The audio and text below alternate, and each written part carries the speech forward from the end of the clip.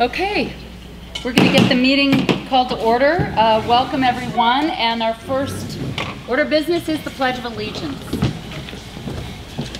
I pledge allegiance to the flag of the United States of America and to the republic for which it stands, one nation, under God, indivisible, with liberty and justice for all.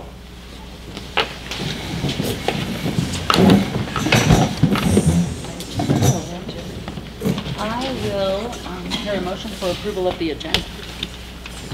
I make a motion that we approve the agenda as presented. I'll second that. Moved and seconded. All in favor? Aye. Aye. Lonnie, are you there? Aye. Motion passes.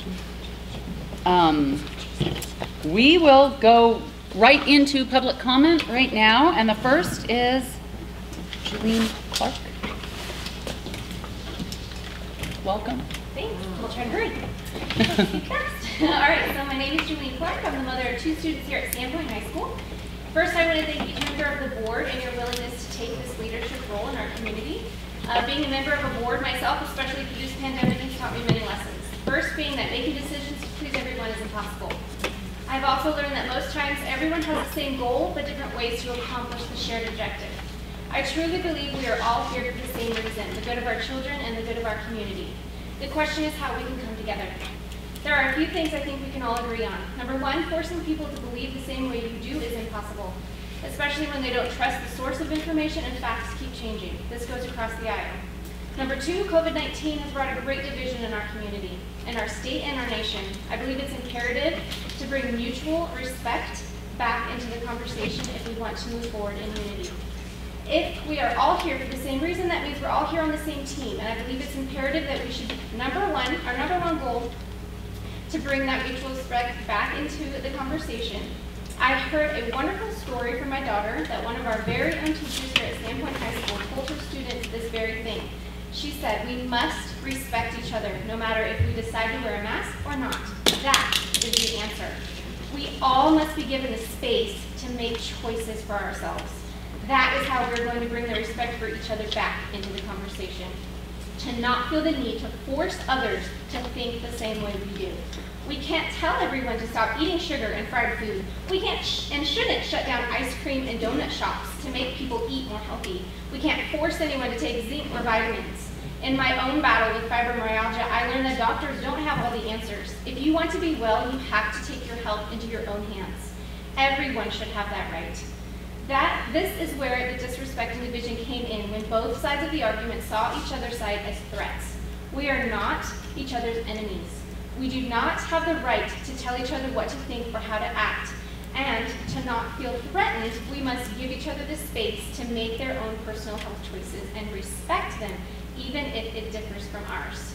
Many people believe in masks, and we should respect them, and they should have the right to wear it all day, every day, if they so choose. They are in charge of their bodies and their health, and we should honor them in that decision.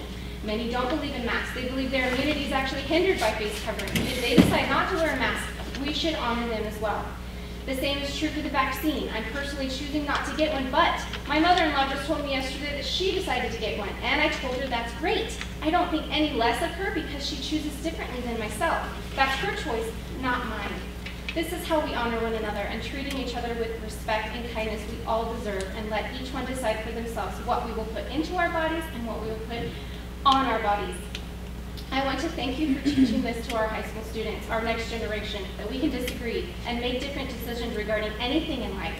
And we can still have respect for one another when they come to their own conclusions that are different from ours. In closing, I just want to let the board know that I appreciate that you are giving the students the choice.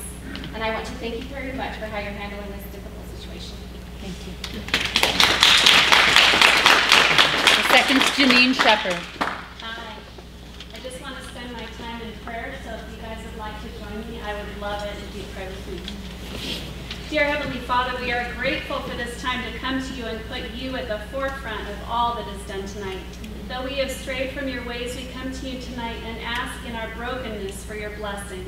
We know that you hear us and that you seek to be in relationship with us. Help the people here know of your great love for them and that you are seeking them. Psalm 67 says, "May God be gracious to us and bless us, and make his face shine on us, so that your ways may be known on earth, your salvation among the nations. May the people praise you, God. May all the people praise you. May the nations be glad and sing for joy, for you rule the peoples with equity and guide the nations of the earth. May the peoples praise you, God. May all the peoples praise you. The land yields its harvest, God. Our God blesses us. May God bless us still, so that all the ends of the earth will fear him." Turn our hearts back to you, Holy Father, not only as a nation, but as individuals. Open the ears of everyone here to hear from you. We praise you tonight, Father, and ask you for your hand to be upon this meeting, and that your will be done. Let us not react out of fear, but rest in your mighty hand. You are a good Father, and we thank you. In Jesus' name, amen. Amen. The third is Dan Paddock.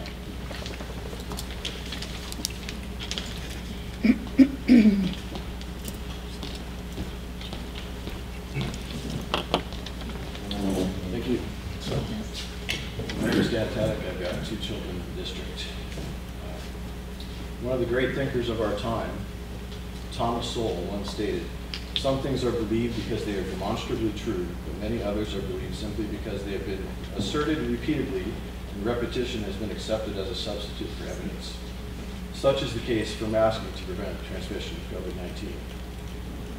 There is a reason why we were not masking every cold and flu season up until 2020. They simply do not work to stop or slow the spread of the respiratory virus. Random control trials spanning decades, time and again, showed no statistical benefit from wearing a mask to prevent influenza-like illnesses. The past 18 months, where masked versus unmasked areas showed no statistical difference in outcomes, further reinforce this basic fact.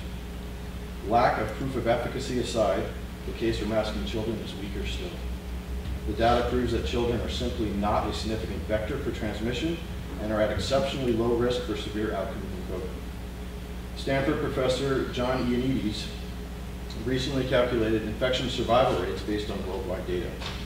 His meta-analysis concluded that the infection survival rate for children 0 to 19 was 99.997%.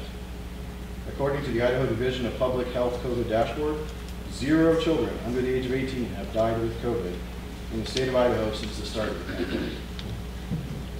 As of September 10th, according to the CDC, 214 minors under the age of 18 have died with COVID across the entire United States in 2021.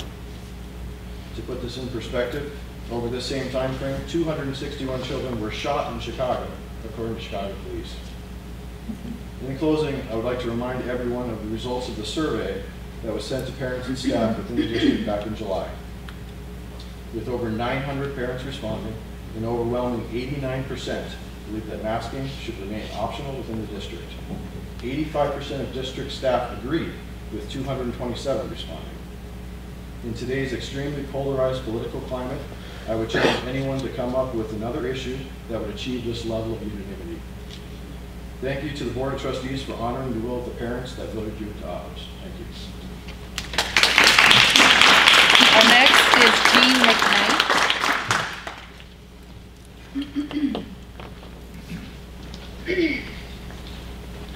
I'm Jennifer McKnight. I have 2 kids in school still. I appreciate how the school has been handling the COVID issue so far this year. In case any one of you is rethinking mandates or are being pressured into mandates, I will say look around at students, teachers, parents, and notice that the majority choose not to mask. When you mandate citizens, you are going against their will. In this country, the citizens are the government. When elected or appointed officials don't do the will of the people, those officials are just citizens pushing other citizens around. So remember, you have to choose whether you are being a representative or just a citizen with too much power. In not mandating so far this year, you are in line with the will of the people. Even the ones who want to wear masks and get vaccinated are allowed to. in this struggle. If you need help, let us know. The next is Sherry Colfer.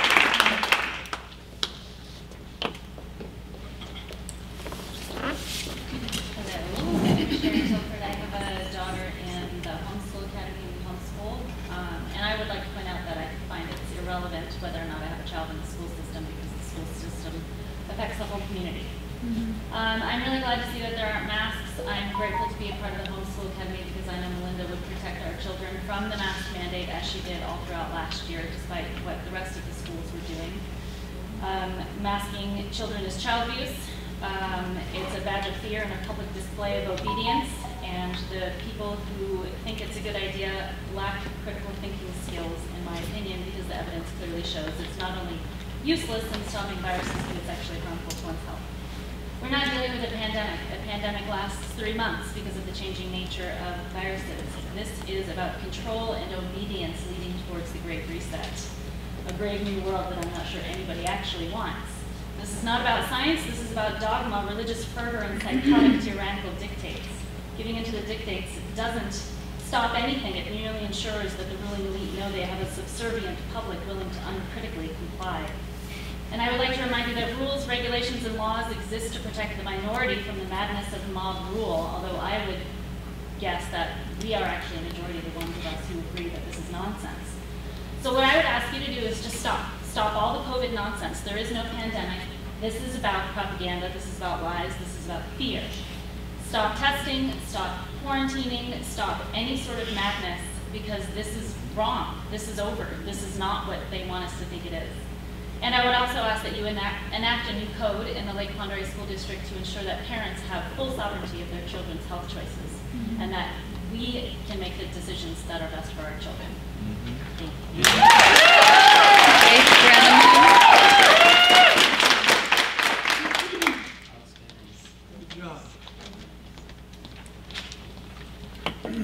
I'm going to remind the group here that we're going to keep it pretty respectful. So regardless of who's presenting, please show respect. That was pretty respectful. You don't respect us as the citizens and taxpayers. Thank you. Yeah, great. You will not dictate to us. Excuse me, I can ask you to leave if you cannot be quiet during the meeting. We can ask you to leave because you're not doing your job correctly. How's that? Come on, guys, knock it off. You guys. Have the meeting. Let's be respectful. Thank you. My goodness. Hello. Hello. I'm not a parent of a child at any of the schools in Lake Pend, but I am a foster parent and I am a resident of Bonner County, and my money goes there, so I have the right to speak.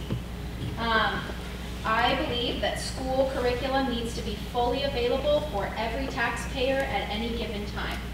In my research of your website, there are tons of holes missing. When you look at kindergarten, there's missing information that should be found in the units 1 through 6. The Google Drive documents, there's nothing there. It's completely dead in the documents. As well, in grade 1, first grade map shows no preview message when pulled up. It's the same with second grade. When you pull up second grade map, it shows no preview message when it's pulled up. This same no preview message is a common theme throughout every single grade. So my question is, when I go in to look for questions of what are kids learning about sexuality, what are they learning about gender, what are they learning in sex ed, what are they learning about racial issues and racial relations, there's no information to be found, and taxpayers should not have to go and ask the office to have that information made publicly available. It should be there on your website in full for us to be able to go on, print it out in transcripts, look at it, rip it apart however we want to. We should be able to have full access. So mine is a question to ask, when is that going to be made fully available? And if that's not a question you can answer today, I will be here every single time you have a meeting, and I will get up and I will ask it every single week. We are entitled to the information of every single student. It doesn't matter if I've got children or not. It doesn't matter if anybody here has children or not. We have to know. These are very important issues. Thank you. Thank you. Brianna Barnes.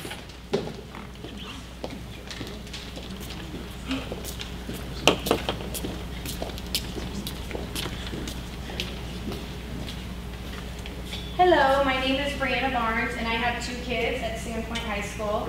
Honestly, I don't even know if we're being heard as parents because we're still talking about masks. Who are you to mandate?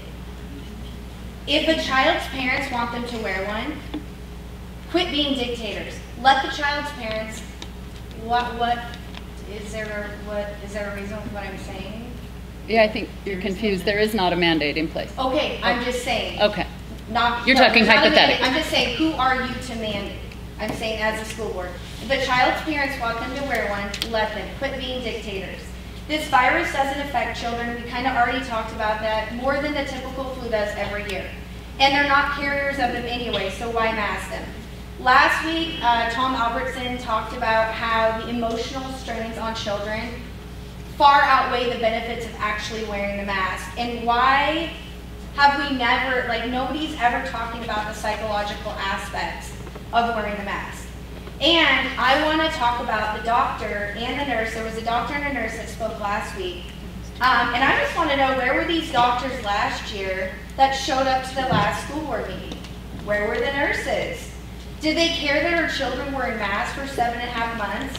Did they try to talk to us about the benefits of the mask? Do they really care about our children's health and well-being as much as we do? Actions speak louder than words. Actions speak louder than words. And coming here 18 months into this disaster of government overreach to act like they care about our children, to push their pro-vax message is chilling. A vaccine that has killed thousands of people. You can look at the VAERS website to, if you don't believe me, to look at that. Yet it's still on the market when the swine flu vax was pulled after 25 deaths. That's shocking. How would you feel if that vaccine you encouraged us to give our children, hurt one of our children, or even worse, killed them? All for a virus that has killed absolutely no child in our county since this started. This school board and the medical professionals that speak here need to take notice. You will not get away with your blatant overreach this year. This is personal, and we, the parents, are over it. If you want to continue these dictator principles, they will be met with resistance from us, the parents. Protest at personal residences, public areas, lawsuits, or anything else we need to do to fight for our children's rights to breathe and their medical freedom. We will do that.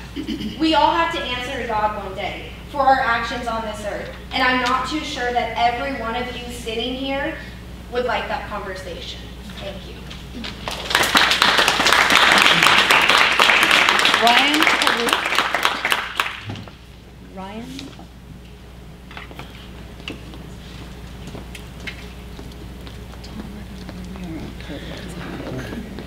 We got a lot today. Okay. Yeah, hello, my name is Ryan Caruth. I'm new to the area. I'm from Colorado.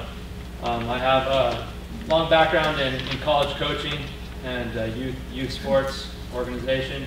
I have a master's degree in education. I'm new. I came to Idaho because I thought Idaho had a chance. I've seen what happened to my home state, and it's a tragedy. Okay, I listened to the last week's or the week before last, the last school board meeting, and I listened to you, Mr. Albertson, recommend vaccines and for children, and you even expressed your hope that there'll be approval for 12 and under for a vaccine.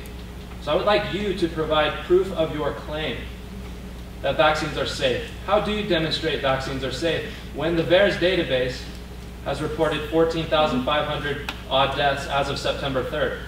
How do you demonstrate that they are safe?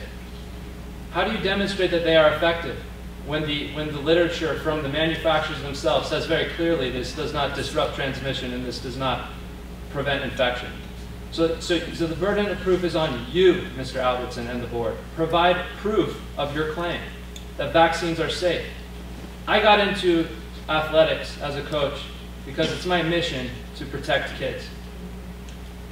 And I will do whatever it takes to protect the kids. And I have moved my life here to this place, Sandpoint, Idaho, because I am here to protect children. And you are not protecting children if you are recommending this vaccine. We need a school board that is not going to mince words. Stand up. We need you guys. Our most precious and essential human liberties are at stake. Can't you see it? They're under attack. And we need you to dig deep into your heart space and understand that the sake of our children and the future of our children is at stake right now, and we've got your back. We want to collaborate. We want to help you. We've got your back. Let's go to bat. Let's take on this evil and sinister agenda that is afoot, and let us not mince words anymore. And when you do step up to the plate and communicate the risks with this product, okay, people might listen to your recommendation. But discussion of this product that they want to inject without discussion of the risks is child abuse and is wildly irresponsible, sir. Wildly irresponsible. Is it your mission to protect children in this county as well? Thank you for your time. We are all in a very challenging moment in history, and I know that you guys have a tough job, all right? So we want to work with you, man. Like, we got your back. Look at this room. Look at this community. You know, why do you think I moved here? This place is amazing. We got your back, but let's take it on, head on, and let's look out for them. Look at that kid right there. Look at that little guy. That's why we do this, man. So thank you for your time.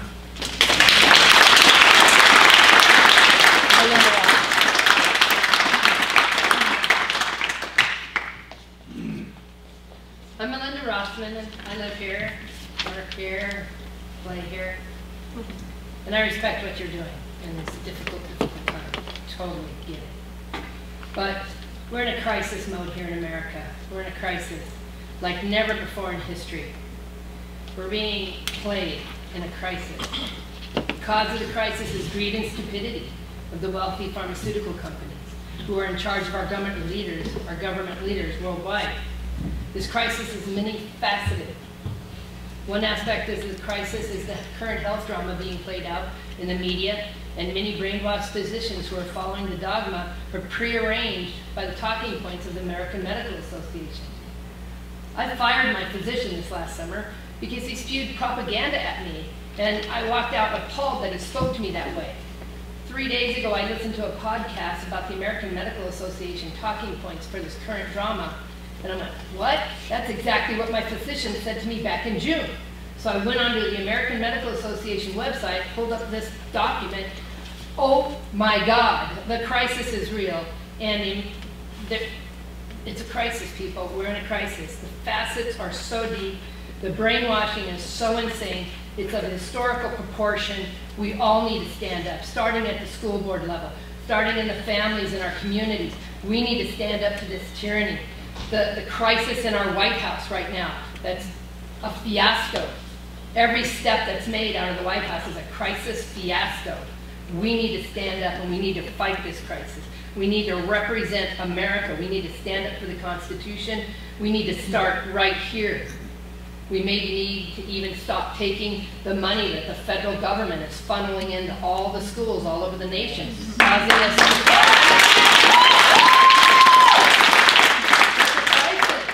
This money that's being funneled all over the nation is a crisis, and it's making us fall into the dogma.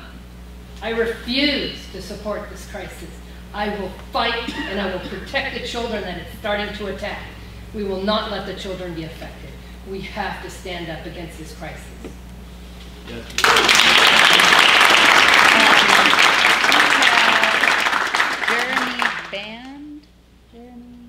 Jeremy. Oh. Yeah.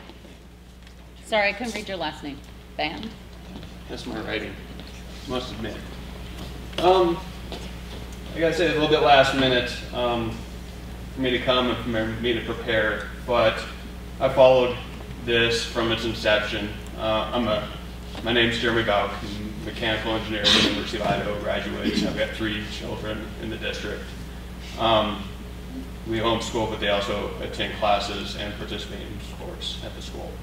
I followed this from the inception. Being an engineer in the world that I'm in, I do root cause analysis, right? If there's a problem, we go and we try to find the root cause, right? And then we start making informed decisions of that. The problem with the science world and the medical community right now, and the challenge that you have as a board and we have as a group of people, is the problem with science is we don't know whose science to believe. It's a wreck. There's misinformation everywhere. you know, traditionally we used to be able to have a discussion or point to studies, right? But now we got to understand who's funding the studies, where those studies are coming from, who's providing the information, what are their motives, what are their directives, right? And it's a challenge. It's a challenge for me. It's a challenge for a parent. It's a challenge of whatnot, you know, trying to discern what to do. Honestly, I was going to pass this up, Tom, until I heard that you were speaking in favor of the vaccine. And I think the state of Idaho has done a good job. If you haven't heard of Ryan Cole, you need to look up Ryan Cole. He owns Cole Diagnostics. It's a medical laboratory in Idaho. He has 80 employees. He's a Mayo Clinic trained and board certified pathologist, right? He does the blood samples and the urine samples, everything else is brought into his lab, and then he's got the actual numbers. So I would highly recommend that the entire board research him and everything he's saying and that he was talking about. I'd like to just kind of review some of the things that he's talking about. He's not the only one. There's many, many people out there speaking the same, what I believe are truths. The large corporation, this large machine that's at work, has got nothing at stake for coming out and having a debate over these topics, but all they want to do is silence the other side and name, call, and finger point and do poor things, you know, just try to squash the competition or squash the other side. It's horrendous. We can't have a discussion about this any longer as Americans. We can't have a debate. I mean, I don't know what they teach in debate class, but we don't see our politicians even involved in that anymore. So we need to do something. But, I mean, so kind of to start out with, if you don't have your health, you don't have anything, right? That child doesn't have his health. He doesn't have anything, right? So when we talk about the safety of the vaccines, it's on all of your consciences and your responsibilities to really know if the vaccine is going to be beneficial or harmful to the youth.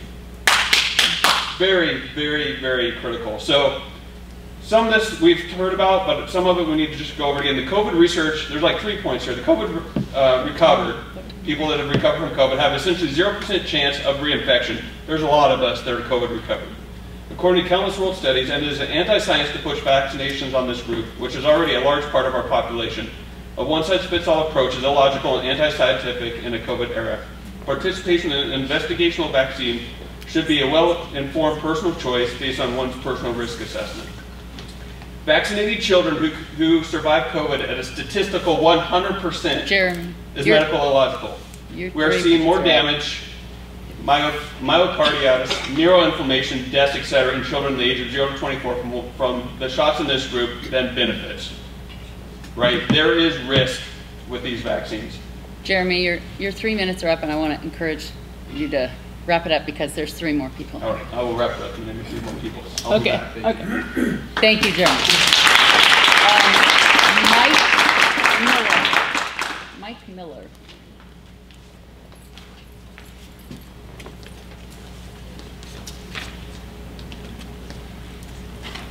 My name is Mike Miller. I'm retired from a long career in infectious disease in wildlife. My vaccinated wife, she's 48, extremely healthy, Monday morning hiker. She's home fighting for her life, and she has COVID. Our friend that homeschooled with my kids when we yanked them out of school last year, she died. She went into Sandpoint High School, 48 years old, last week and didn't come out perfectly healthy up until then. I'm addressing the board today because I feel COVID policies and mitigation strategies in our school are inadequate and for the seriousness we're facing in this community. North Idaho hospitals are in crisis care. There's widespread transmission of COVID-19 in our community. This is the second week of school. For the last 3 days, Sandpoint High School has gone from 6 positive cases on the 9th to 12, on the 10th to 16 yesterday.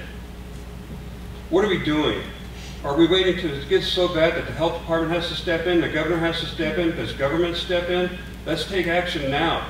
Last year, policies and procedures were in place to mitigate COVID transmission in a detailed plan. However, this year, the school district simply has an operational plan posted on the website with general rules and guidelines, like voluntary mask wearing, it's voluntary, relying on parents to screen students at home, and testing being the responsibility of individual families, which is good. This is simply unacceptable, though. COVID's not over. We all may be sick and tired of it, but this is far from being over. As a parent of 2 students that attend Sandpoint High School, I want to know what happens when the school has 20 positive cases, 30 cases, 50. What happens then?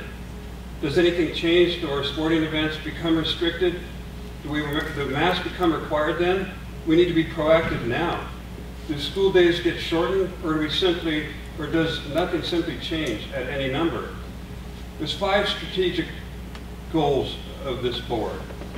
The first 4 ensure academic success, engage community, recruit and train, educate. Those are all good. 4th one's something similar like that. 5th one, provide safe and learning environments. Number 5 is what obligates the district to do something, to provide safe learning environments. Last week when I visited Sandpoint Middle School, I have a son there, and high school, my daughter goes there, I didn't see any signage even at the entrance encouraging mask wearing. Grocery stores have better signage than our schools. When I've asked some of the students that I see wearing masks in other public places, but not at school, they say they don't feel comfortable wearing them at school because nobody else does. Peer pressure is real. And I think that the schools need to do a better job of promoting and encourage mask wearing. Perhaps it could be included in the daily announcements. I'm sure there will be several ways to jazz up this message. Mike, your time is up. If you All right. could wrap it up. Thank you for your time. Thank you for coming. I'll leave this for anybody that wants to finish reading it. Okay. And Kristen Dodd.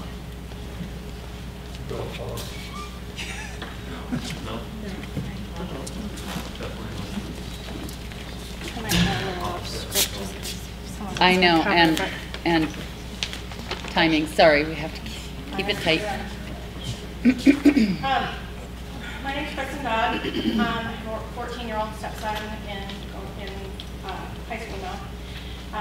One thing I wanted to mention real quick that's different than what everybody else has been talking about is I'm a little bit still concerned about the Bonner County Housing Agency proposal. I have not heard the board discuss this since Rob Hart presented his affordable housing scheme to the board. If this is being seriously considered, I would like to ask that any discussion on that matter be held publicly and that the public be given plenty of time to respond before any decisions are made. If this is no longer being considered, I would respectfully request the board to make their intentions on that known on record. While I know the board has not voted for any mask mandates so far, the communications going out from the board and Superintendent Albertson to the public are recommending masks and recommending the experimental COVID shot, which has only been authorized for emergency use. While I am sure it is well-intentioned, I find this to be highly irresponsible, given the fact that masks have been shown to be ineffective and harmful when worn improperly or for long periods of time. I've referenced a video, there's a link, where Kristen Megan Kelly, senior industrial hygienist that works in occupational and environmental toxicology, indicates that masks have 0% efficacy and goes on to explain in depth her opposition to masking our children. And then also, given the fact that VAERS, as of September 10th, showed 31 deaths among teens aged 12 to 19 from taking the experimental COVID shot, compared to 4 deaths from all other FDA-approved vaccines. And this comes after Superintendent Albertson announced at, I think, our last meeting, that we've had 0 child deaths due to COVID in Idaho. So maybe I don't have to tell you guys that only 1% of adverse vaccine events are actually reported to VAERS. So that 31 is 1% of 3,100. That's a pretty big number compared to 0 deaths from the virus.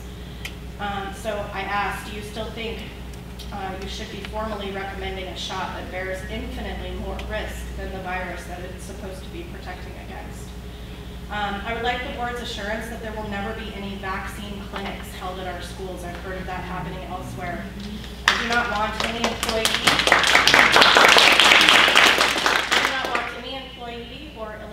official for LPOSD encouraging our children to get the COVID shot, nor do I want them being encouraged to wear a face covering. Superintendent Albertson mentioned the increase in mental health issues, which has been mentioned before, that we have seen in our children in the last year and a half. Masking is a huge factor in that. It truly is mental and emotional abuse. Please reassure us that you will respect our right to decide medical decisions for our children, no matter how bad cold and flu season gets, even after you've met your attendance deadline for budget decisions. I believe your budget is based on your attendance in the first 9 weeks, if I understood correctly. Please correct me if I am wrong. We have dealt with bad flu seasons in the past. This should not be treated any differently, as Vice Chair Williams said not long ago. Thank you for your consideration. Thank you. Perfect.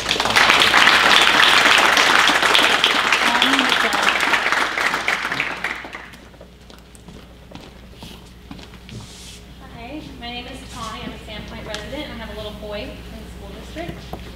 Didn't plan on talking. I'm not a big talker, but selfishly, when this started getting closer to home, it brought more concern to me as a mother.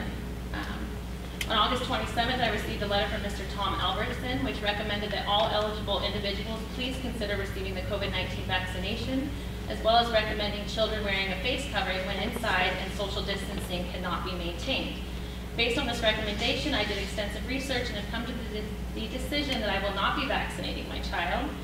There are severe risks related to this vaccine that must be brought to the public light and must be a part of this discussion. I would like to request that the school board provide proof of claim that these vaccines are safe and harming no one, because my research found otherwise. The VAERS database, which is the Vaccine Adverse Event Reporting System, has been reporting deaths and adverse events from vaccination since 1990 and is maintained by Health and Human Services of the U.S. government.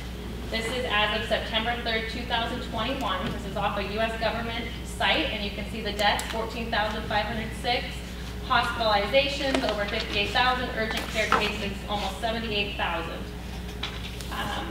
This is VAERS, right off that same government page. You can see the past 30 years deaths, and then you see this huge spike that shows COVID-19 vaccine in just 4 months, more than 30 years combined in just a few months. The Harvard study shows that this is just 1% being voluntarily reported. There's way more people being killed by these vaccines. The potential side effects include Guillain-Barré syndrome, Bell's palsy, anaphylaxis, transverse myelitis, thrombocytopenia, pericarditis, and myocarditis, which is inflammation of the heart. Recently, there have been many reports of teens and children suffering from myocarditis after the shot. I'm sure everyone's heard of this. Even the manufacturer's own information lists these side effects, which I have that information for you from Pfizer and Moderna. I'm not willing to take these risks with my child. Obviously, it's not a question, especially in something that has a 99.99% survival rate if they contract COVID. According to the New England Journal of Medicine, if there is a diagnosis of myocarditis, it can lead to a 60% mortality within 3 years of getting it. There's just too much unknown in this vaccine. This recommendation it just sent chills down my spine. I have a 13-year-old neighbor, and that means you're recommending that to him. And with these facts, it could be his life. Okay, you have to reconsider. Please warn the people, okay? They trust you and your expertise. They trust you, and you need to warn them, because a lot of people don't know. Thank you.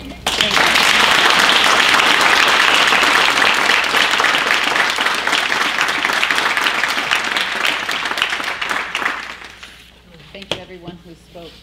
And we are moving into, yes, consent agenda, but I just want to thank you. I'd like to make a motion that we change the order of the agenda, and that we bring the portion that has to do with the superintendent and school operation plan next. So all these people are here for that. so they don't need to wait for the whole meeting. The rest of the things are fairly short, and since we've approved the agenda, I am inclined to stay with the agenda as is, and the next segments are fairly quick. I make a motion that we move it. I make a motion that we change the agenda as I stated. I'll second that. Moved and seconded. Any discussion? I do know that these are fairly short items leading up to it, so that's the only reason I was hesitating from altering the agenda. All in favor? Aye. Aye. Aye. Motion passes. So we are going. Sorry, Chair Lewis, is Trustee Williams? Trustee Williams, do you have a vote? I did not hear what the motion was.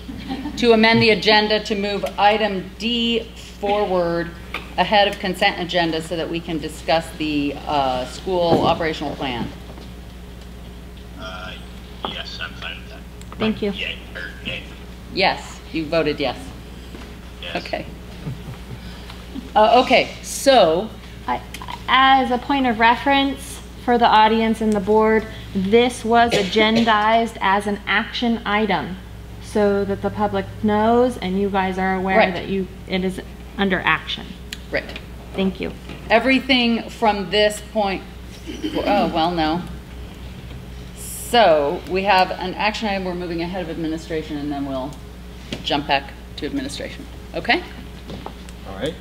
All right.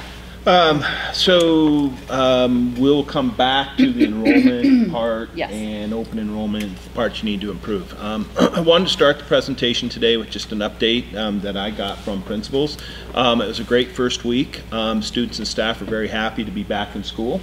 So for the most part, there were some challenges. And I'm not going to differentiate between grade levels, but spending time on how to be back in school, getting students used to a full day of school, reteaching school norms, our MAP tests, academic MAP tests, preliminary scores may start a little lower, and just getting students back into routines were some of the challenges that were kind of surfaced multiple times.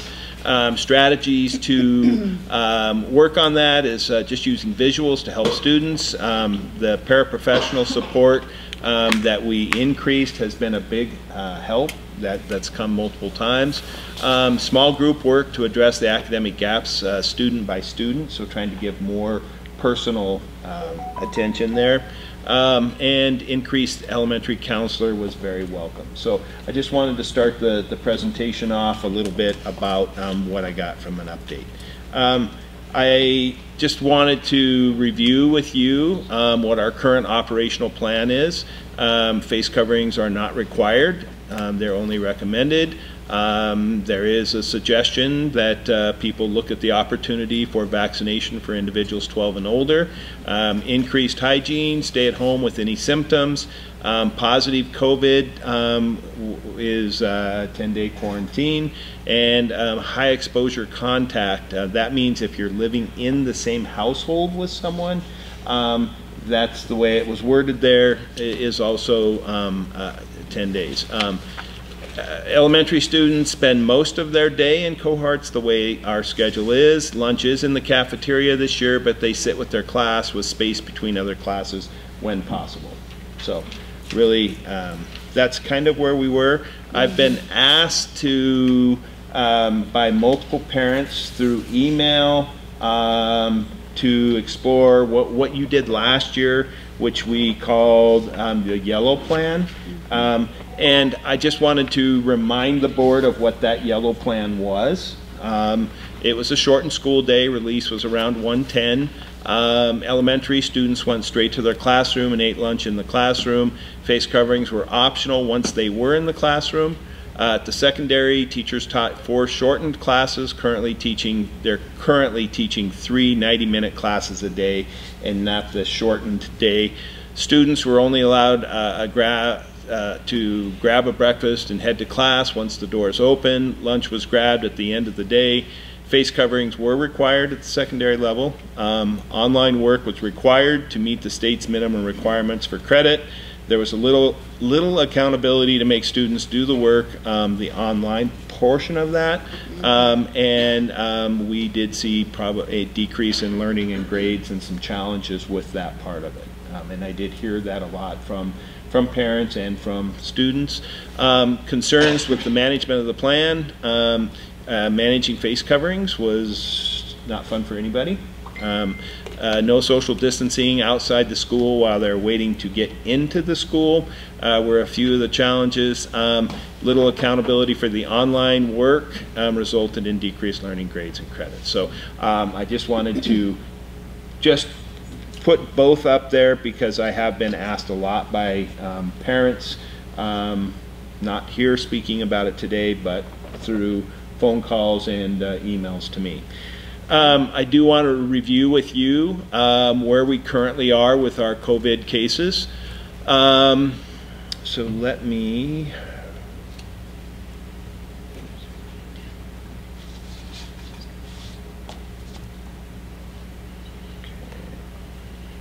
jump, see if I can make this big enough. So as of today, we are at 39 active cases. Some of these cases are occurred right away. I mean, so to say, okay, it's spreading because they're at school. I believe we were at 21 total cases or 22 total cases by the second day of school.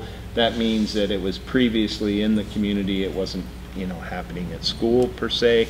I just wanted to look at that. You can see that as one of the speakers did speak out, we did have at Sandpoint High School have 21 positive cases at this point in time. 20 are active.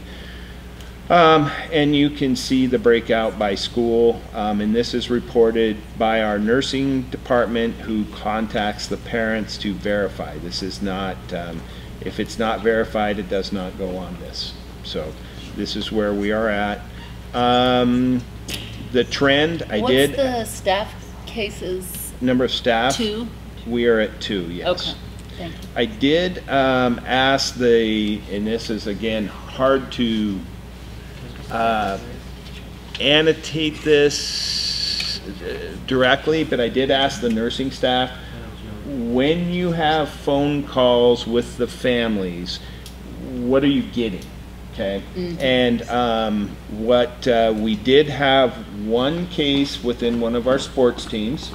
Okay, so at Sandpoint High School, I would say that of that 21, it was maybe 6 or 7 of these positives were equated to one sports team.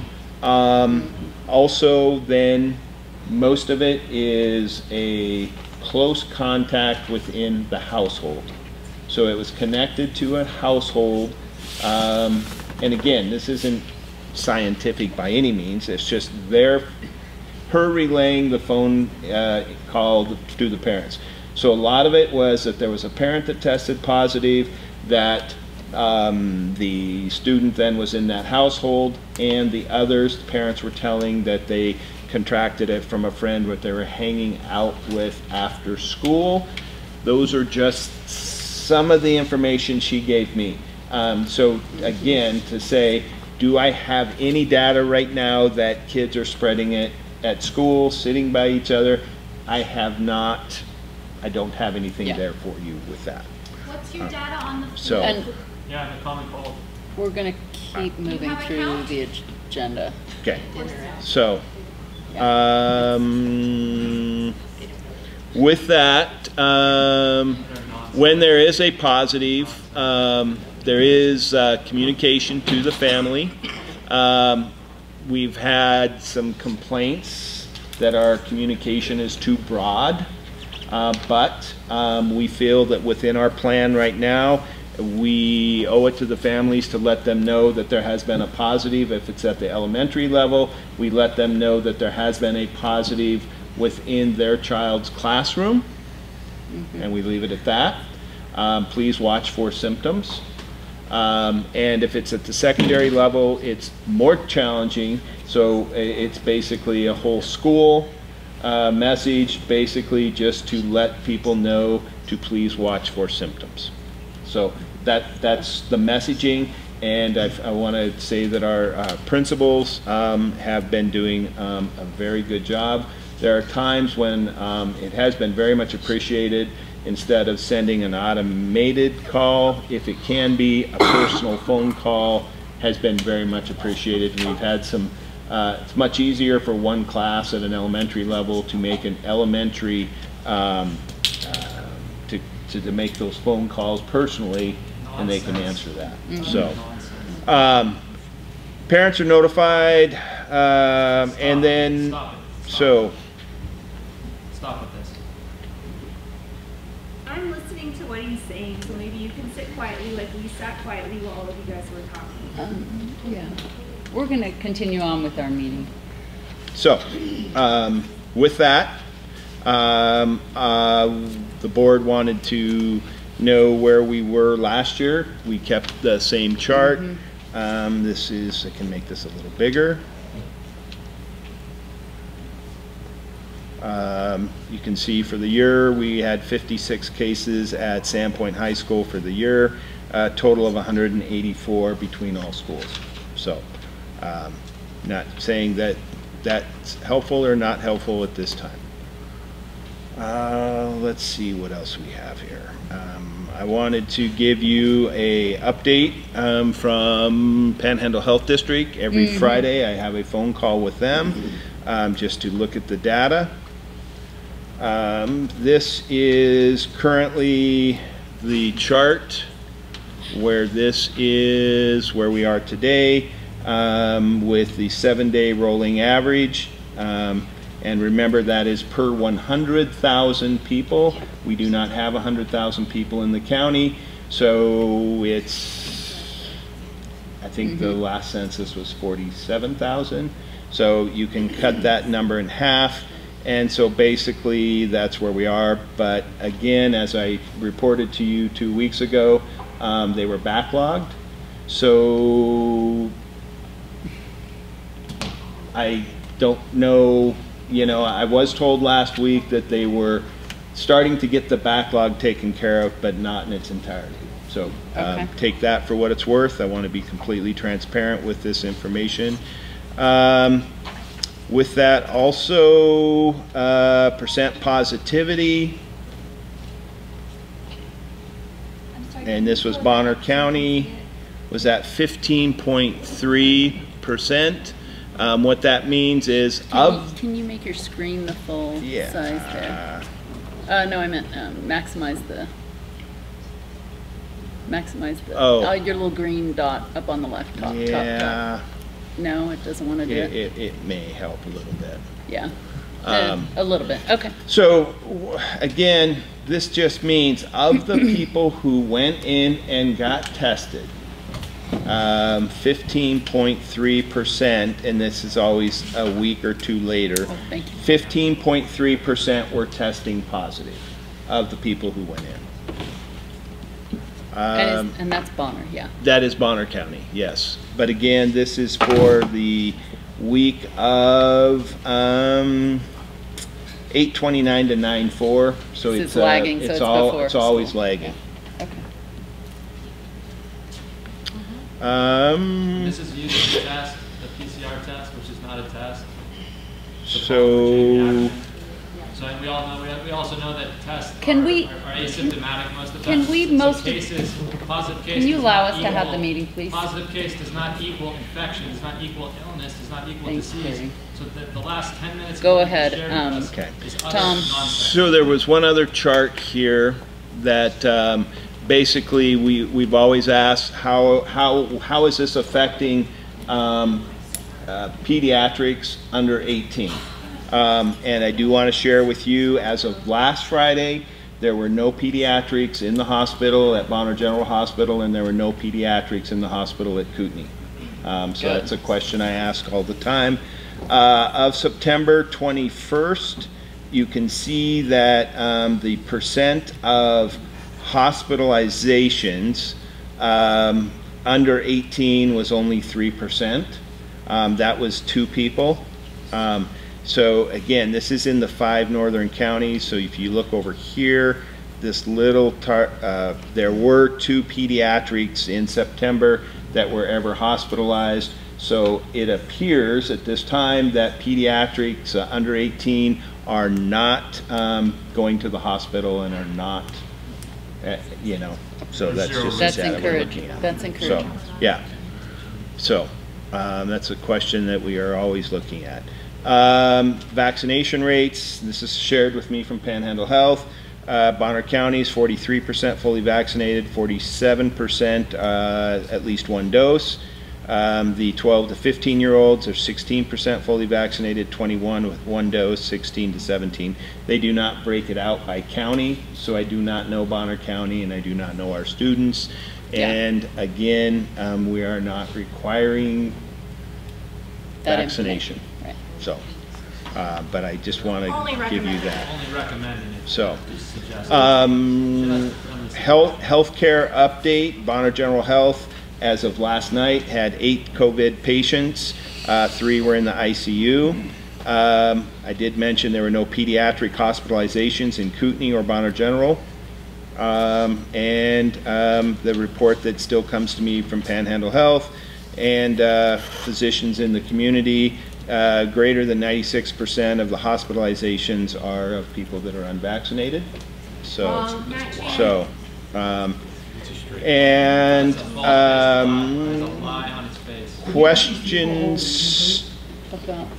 questions about quarantine. This has come up, and I don't have a recommendation for you. It's just been if people are fully vaccinated or if they've had COVID in the past 3 months, then they may not need to quarantine. If they've been a close contact, so that is just one point there. So I will add that in feedback I've gotten, some parents are confused by what the information on the website, how it directs them to quarantine if they have a COVID case in the house. Okay.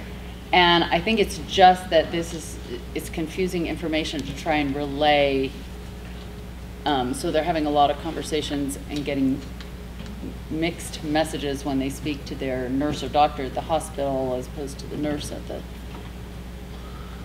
Well, so I don't know how to simplify what's if you will let me administratively, I will handle that as far as clarifying. Maybe a message out that we will always defer, they should always defer to their primary care physician. Again, we are not putting any mandates in place, and we're at this time. So, but I will work on that and clarify that. If they're confused, they should defer to their primary care physician. Absolutely. And these are it's people who are testing positive, or someone in their home is testing positive, and their questions are surrounding that. Okay. So that is what I had to share, the data that came to my way that I get in a weekly report, and just wanted to share it with you. I have a comment. I just want to be clear, we're not making any recommendations to our operational plan that's been in effect already. I don't know what word got out there, but I see so many people here, like you were anticipating we were going to change the mandate for masks or something like that. But that's certainly not the case. There are no changes to our opening plan, which does not mandate anything. We don't want you making the recommendations. So, I understand that, but that's kind of a different It's issue. the misleading data that's not true. So, Carrie, I'd keep the meeting on target. I know that I have had emails, and I encourage people who want to communicate with us to send emails. I've had plenty of emails sharing information, and I just want to say I really valued the comments made earlier in the public comment about respecting the varying feelings out here, because this has certainly been a divisive conversation, and I sense it through the emails I've received. I know you have all received emails Most of the emails I'm receiving right now have been concerns about the rising COVID. 7 doctors have reached out, a couple of two community members, 4 parents, 2 teachers, and 9 people sending a standardized email, all encouraging us to take the rising number of COVID cases more seriously. I've received 3 emails from families asking us to continue the policy as is.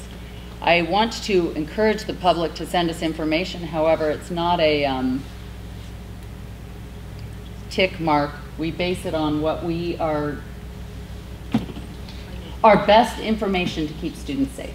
And that's why we're in the opening operational plan that we have in place right now. It's our best attempt to keep people safe in this. It's a difficult time. It's a difficult time to be a parent. It's a difficult time to be in the medical profession. It's a difficult time to be sitting in these seats making decisions. There's a lot of high emotion, and I encourage that comment that was made earlier about respect. I want to also add that this board, I want to compliment this board on managing to keep politics out of it. We keep having the conversation centered around students, their education, and their safety, and we've tried very hard to keep politics out of it, and I want to compliment each of you on that. I don't, at this time, have any change to the operational plan, but does anybody want to add their concerns or questions for Superintendent Albertson? I'd like to say I appreciate everyone that's come here to speak to us. Your board is listening to you. I also received 22 emails in the last few days about this issue. This is a highly contested issue in this community. People are very passionate on both sides of the issue. You know, we are listening. You know, we are evaluating the data.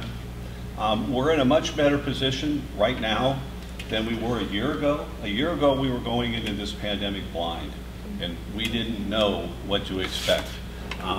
Now, you know, we have a much better understanding, and we're much less inclined at this point to look at data from the nation, from the state, from the health district,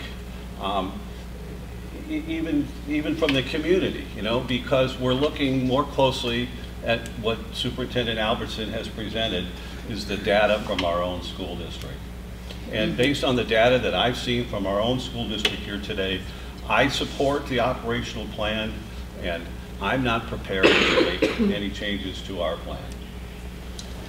And that being said, it is still worrying that we have the number of students sick in whatever levels they have it. That's a worrying number, and I continue to look at this information every few days from Superintendent Albertson, and I want to compliment you under fire.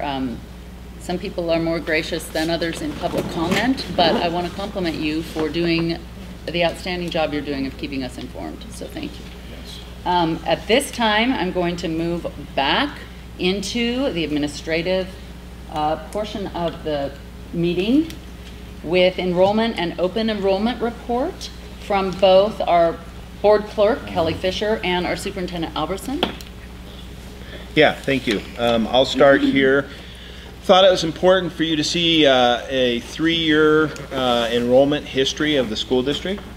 So back in the fall, and I'll say fall-winter of 2019-20, we had 3,821 students in the district. Last year we had 3,458. This year we are at 3,868. So we are 410 students above where we were last year. You can read what you want into that, but I just wanted to share those numbers to know that as I shared, and I'm sure a lot of the principals will share with you, students were very ecstatic to be back in class, and I've had some families saying we're almost normal, but we're not quite normal in our school, but we're getting there and we're almost there. I also, when we do look at an increase, the question comes up is that can we go to an emergency levy for more funding for that increased enrollment? And I'm here to just, that is not my recommendation, that for us not to go to the voters for an emergency levy for this increased enrollment. We'll be able to handle it within the budget where we're at. So that is my recommendation. And also be reminded that our 21-22 funding is going to be based on average daily attendance, not enrollment, which was a temporary rule that was put in by the State Board of Education. That temporary rule expired, and we are back on average daily attendance. We also I will continue to encourage families to send their kids to school if they're not showing symptoms of any illness, so we can stay in school. It is important for us to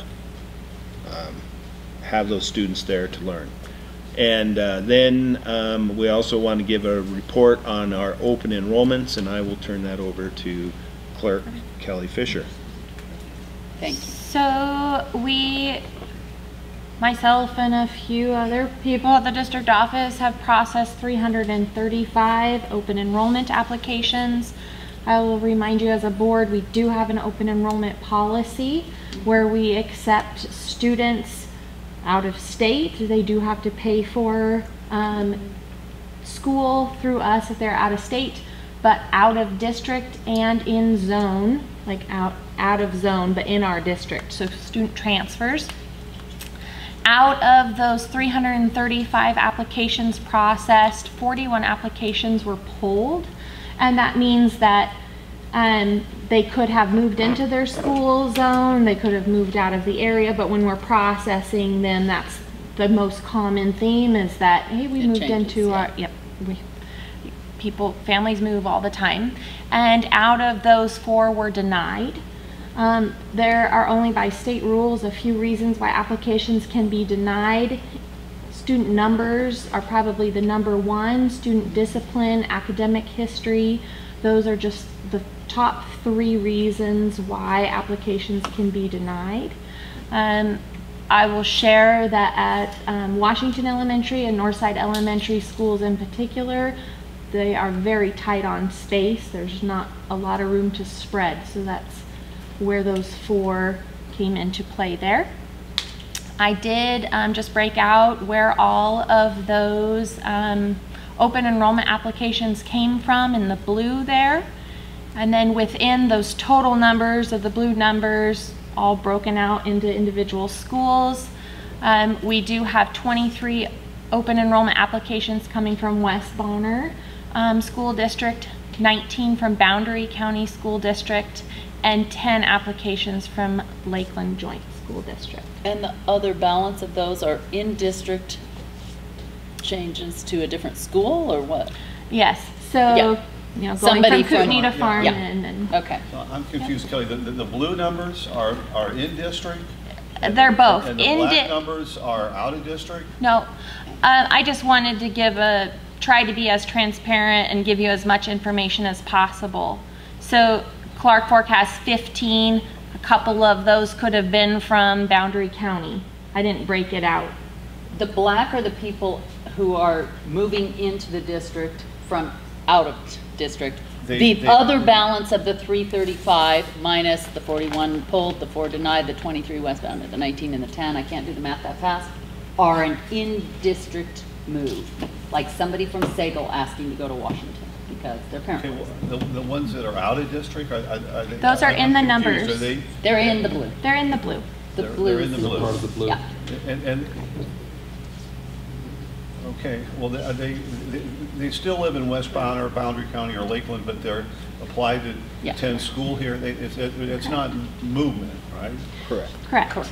So there are some stipulations. We don't provide transportation. However, our transportation department works very graciously with them and meeting them at their furthest outreach stop. For example, if they're coming from West Bonner, the furthest one out on the highway, I think, is right past Renko, I believe. So they are required to provide their own transportation At least to the to the district boundaries. right? Yes. So it might be in your next slide. I was asking some perspective. This is not just this isn't an unusual year. This is very, very typical for a school year. I mean, as you can see, some schools, if you look at Farm and Stidwell, they do have specialty programs. They have an ELP program, and that's where our BIC program is housed. So their numbers are a little higher. But honestly, if you guys ever chose as a board to deny open enrollments, it's kind of a wash. We don't have a bloated population at a particular school because we're receiving a whole bunch of open enrollment applications. Yeah. For example. And every year this is reported to us at the beginning of the school. I'm just giving background so people remember that.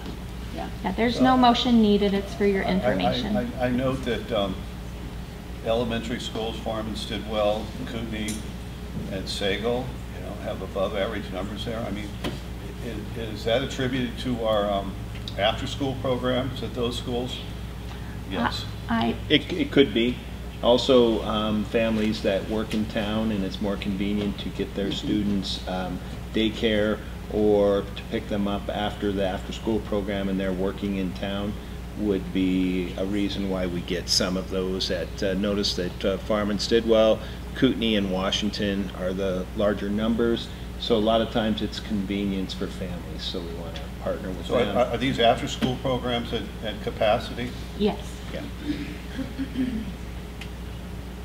I believe there are wait lists on all of the after-school programs. Are there other questions for Kelly, our clerk?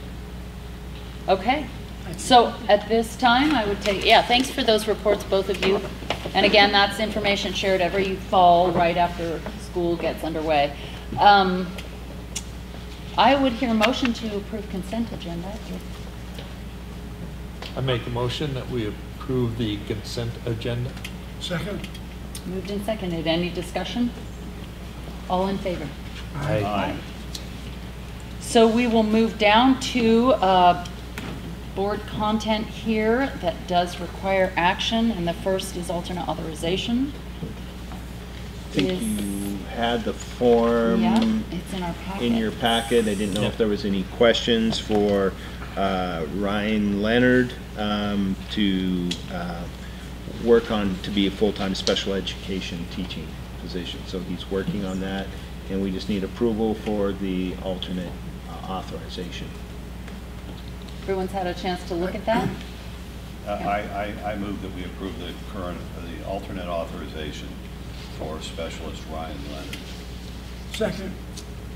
Moved and seconded. Any discussion? Sorry, Lonnie, I forgot to ask if you had any comments. No comments. Okay.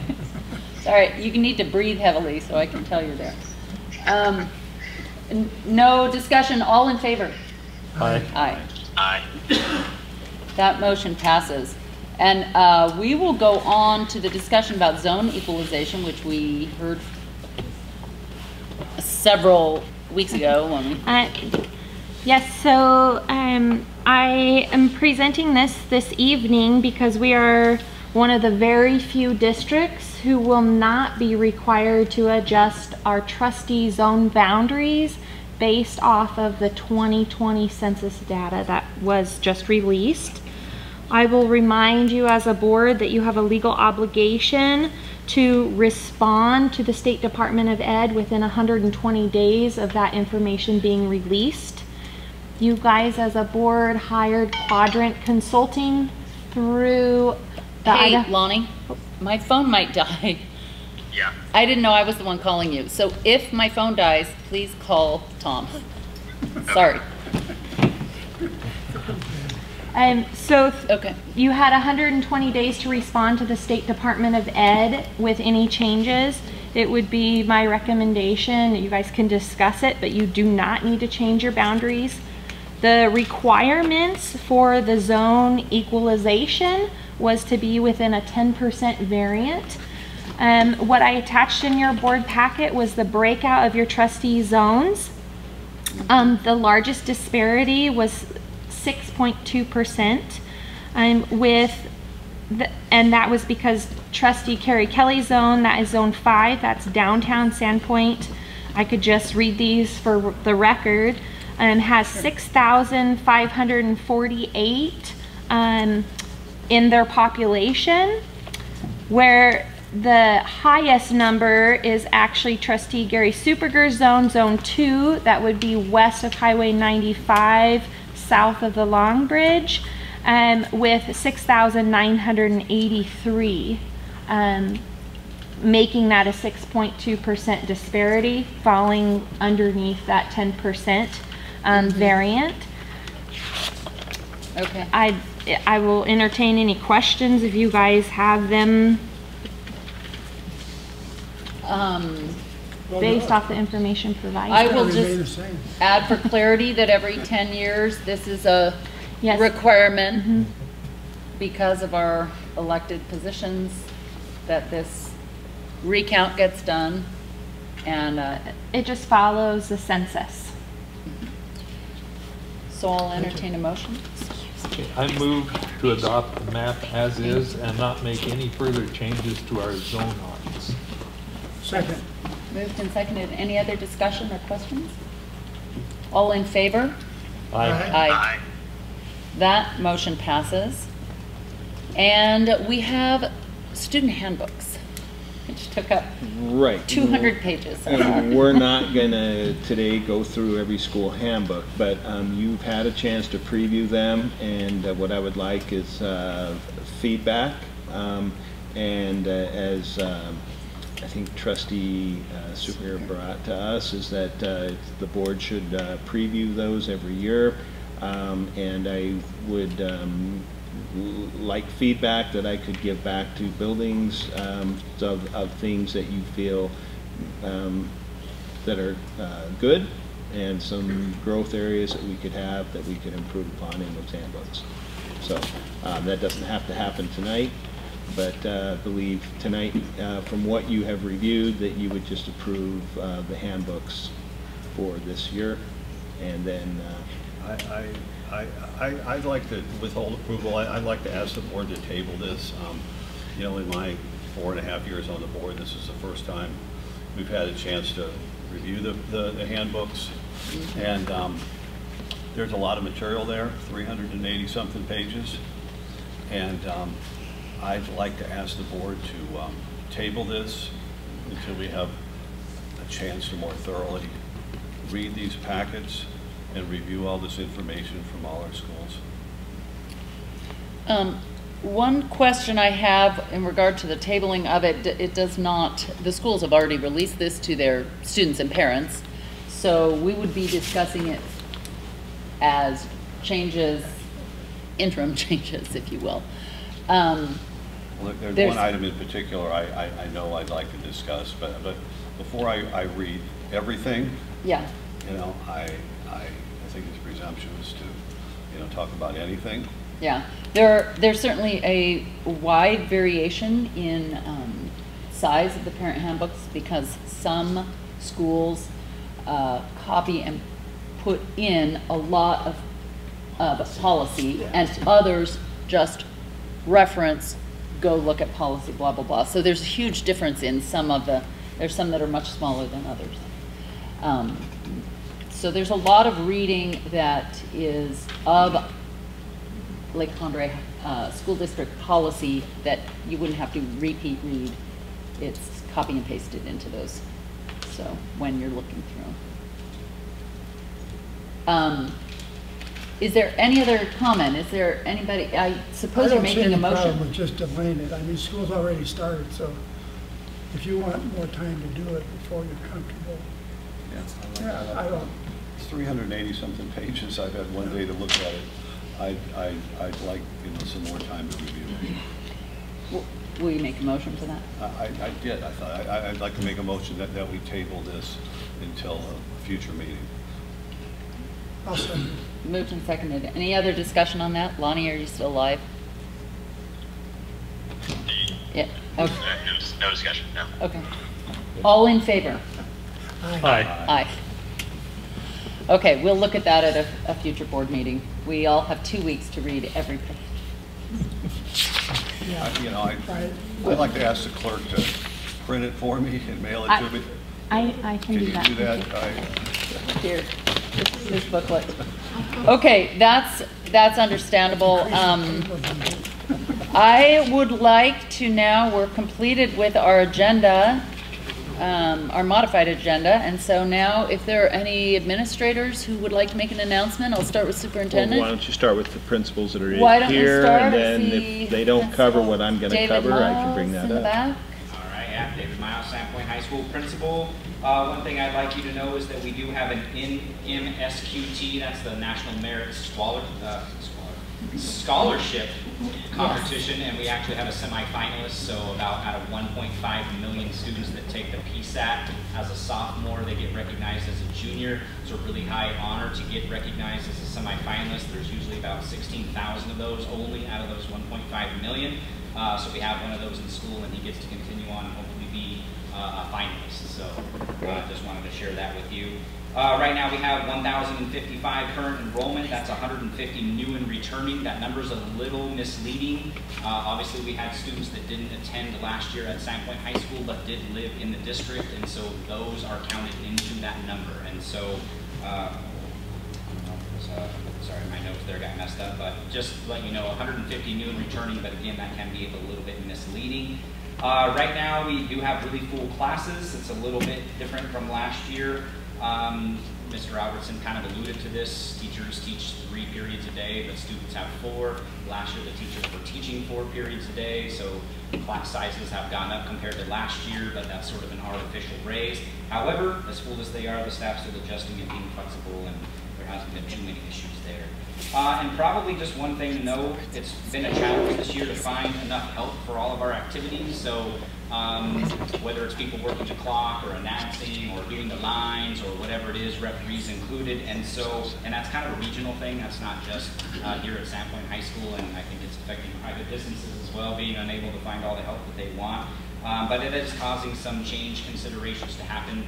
Games and things are being rescheduled from time to time and sometimes canceled altogether. So if you're wondering why that's going on, it's most of the time, not all the time, but most of the time happening because we just can't find the help to run all of the things that need to be run at those events. So I think that's all I got. Any questions? No. Thank you. TJ, you have any? We're starting our STEAM Thursdays here in the next 2 weeks. So if you guys want to come out and come check out what we're doing on Thursdays, it's a lot of fun. So lots of testing, lots of learning. We're jumping right in. We're having a lot of fun. I lost Lonnie, but sorry. Yeah, everybody's happy, and it's going really well at Southside right now. So good. And what's your enrollment? We're as of today, we're at 159.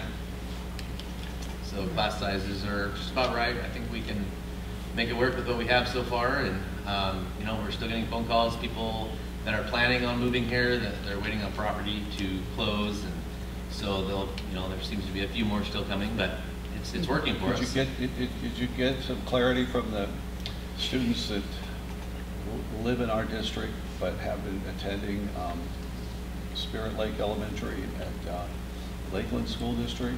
We have we have 2 students who were in that district that we approved to come to Southside. It was I think it was 1 or 2. That live in that district. What about the ones that live in our district and were attending their school? I don't have any further information on that just yet, but I will. Thank you. Casey, anything district level? No, just great first week to visit schools, and students are excited and teachers are excited, and we saw great energy out there. So yeah, we're excited for a new school year. Thank you. Yes, clerk announcement. I would just like to share again that we did have our petitions and declaration deadline that ended, and the write-in candidate deadline was last Friday, so there were no write-ins. For our trustee zone, sorry, trustee, I don't memorize your zones based off where you are. So trustee zone 3 that is open for re-election, that's currently held by trustee Lonnie Williams. That was unopposed. So his name actually will not appear on the ballot. And also in current trustees zone Carrie Kelly's, Zone 5, we had one candidate named Tanya Sherman. She is also running unopposed. Where we have Trustee Gary Superger, he is in Zone 2 and he is running opposed with a Mr. Jalen Peters. So they will appear on the ballot. So just as a point of reference for the election in November. Thank you. I guess the only other announcement is that this Friday is Constitution Day, and so we will be celebrating Constitution Day in each one of our schools in some format. So great. Okay. Well, with that, if there's nothing else from the board, meeting adjourned.